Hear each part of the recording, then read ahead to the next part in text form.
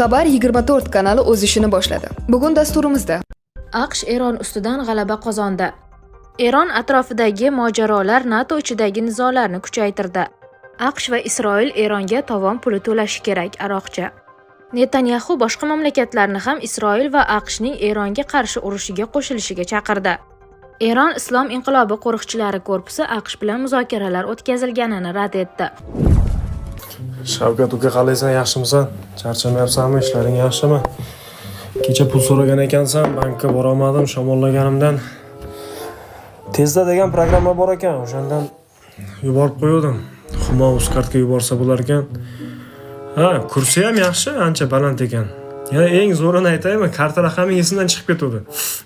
Telefon raqamingni yozsam, 4-5 ta kartang chiqib keldi, tashab qo'ydim. Mayli, charchama.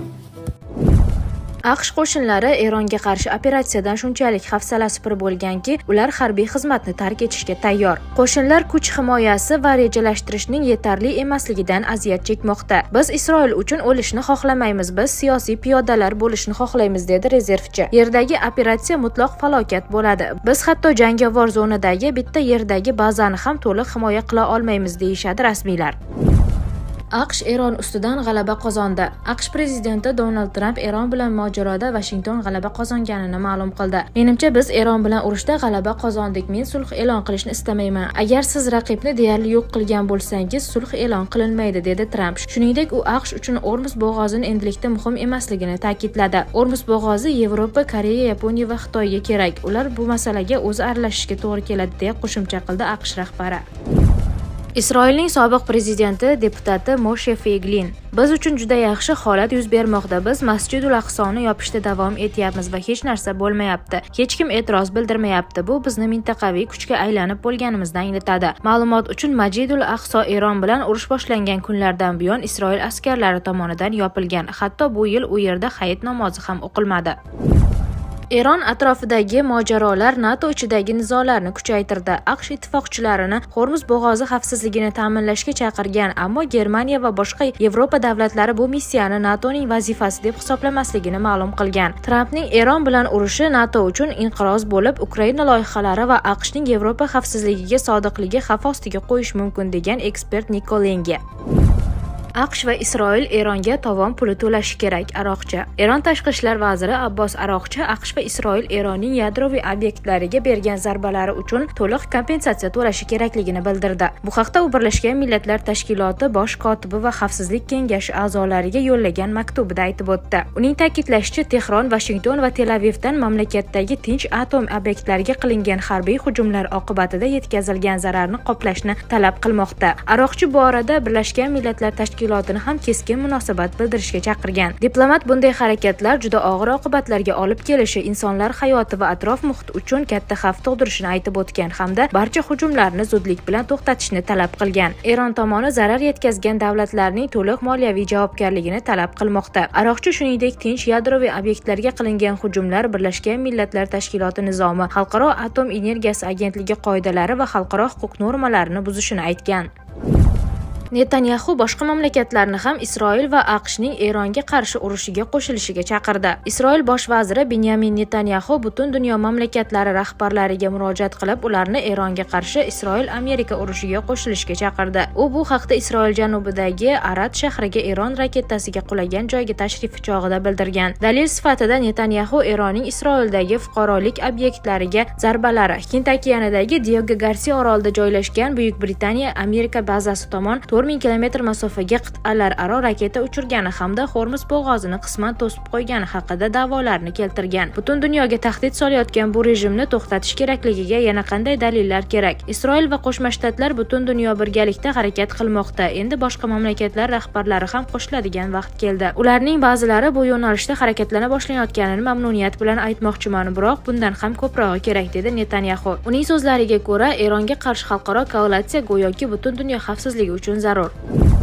Tramp muvaffaqiyatli muzokaralardan so'ng AQSh Eronga qarshi zarbalarini 5 kunga to'xtatayotganini e'lon qildi. So'nggi 2 kun ichida AQSh va Eron o'rtasida juda muvaffaqiyatli muzokaralar bo'lib o'tganini xabar qilishdan mamnunman. Men barcha harbiy zarbalarni 5 kunga to'xtatishni buyurdim, dedi AQSh prezidenti.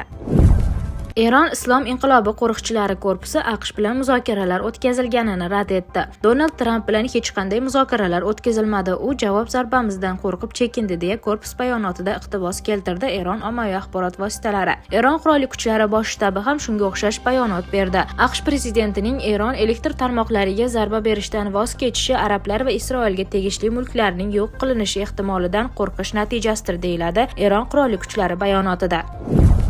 Eron Isroil janubidagi Arad shahriga ham zarba berdi. Arad va Dimano Negev cho'lidagi yadro markazi deb ataladigan hududga yaqin joylashgan bo'lib, Eron aynan shu obyektni nishonga olgani taxmin qilinmoqda. Mahalliy ommaviy axborot vositalari xabarlariga ko'ra, Aradda raketa zarbasi natijasida 9 ta turar joy binosi vayron bo'lgan. Kamida 70 kishi turli darajada jarohatlangan. Aradga hujumdan oldin Eron qo'shni Dimano shahriga ballistik raketalar uchirgan. Ma'lumotlarga ko'ra, u yerda 12 tagacha zarba qayd etilgan. Ulardan biri turar joy binosiga tekkan. Qutqaruvchilar Dimanoda 50 dan ortiq jabrlanuvchilar borligini ma'lum qilgan. Ularning 38 nafari og'ir ahvolda. Isroil rasmiylari hozircha har ikki shaharda halok bo'lganlar haqida ma'lumot bermagan.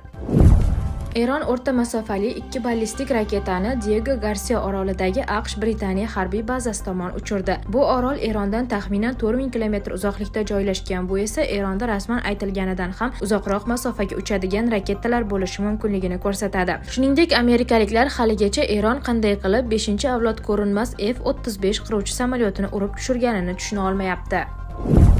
Pentagon Eronga qo'shin kiritishga faol tayyorgarlik boshladi.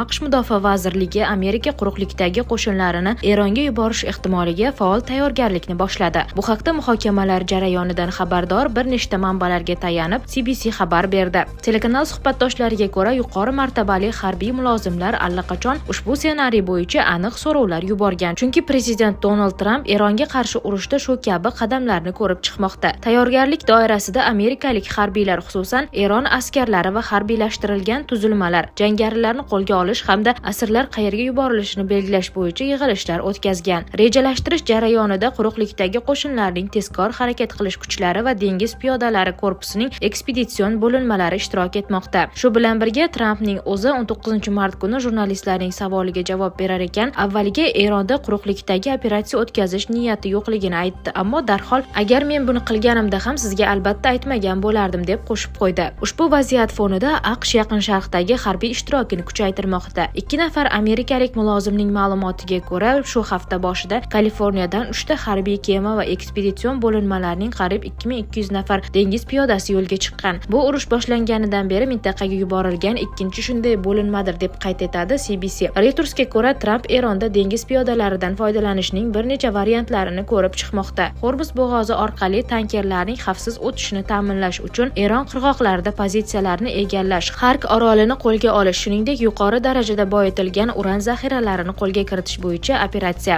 Oq uy agentlik bilan suhbatda quruqlikdagi qo'shinlarni yuborish bo'yicha hali yakuniy qaror qabul qilinmaganini, biroq prezident barcha variantlarni donolik bilan o'ylab ko'rayotganini ta'kidlagan. Hozirda AQShning Yaqin Sharqdagi harbiy guruhi tarkibi qariyb 50 000 askarni tashkil etmoqda.